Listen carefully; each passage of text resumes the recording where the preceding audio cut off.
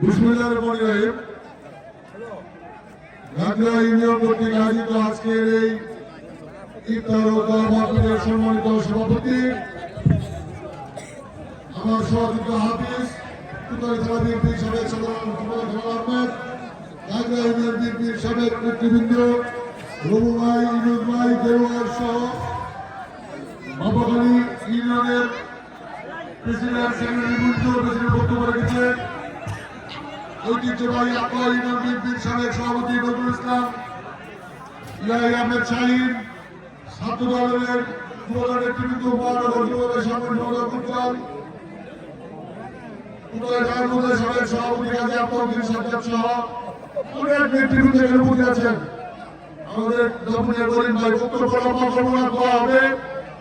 আপনাদের কাছে দোয়া চাই।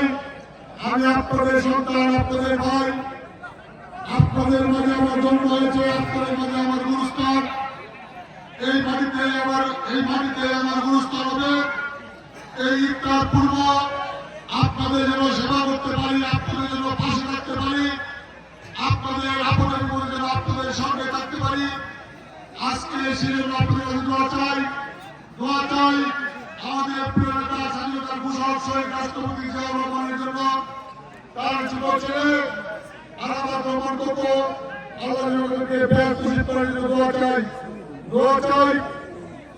আমাদের প্রিয় নেত্রী এবং খালেদা জিয়া লন্ডনে চিকিৎসাধীন আছেন, আল্লাহ রাব্বুল আলামিন ওনাকে সুস্থ করে মধ্যে ফিরিয়ে দেন এবং আবার উনি দেশে সেবা করতে পারেন জন্য দোয়া চাই। আমাদের প্রিয় নেতা জনাব তারেক রহমানের জন্য আল্লাহ রাব্বুল আলামিন যাতে তাকে নেক হায়াত দান করেন এই দেশে সেবা করার জন্য।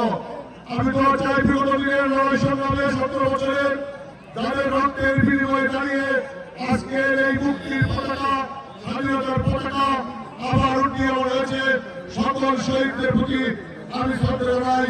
এই স্বাধীনতা দিবসের মাসে আর বক্তব্য দীর্ঘায়িত করব না। ইতিপূর্বে হাবিব বলেছে এই ইউনিয়নের অনেক ব্যক্তিবৃন্দ আমাদের মাঝে নাই, হুজুর দোয়া পড়াবেন, আল্লাহ সবার জন্য দোয়া হবে।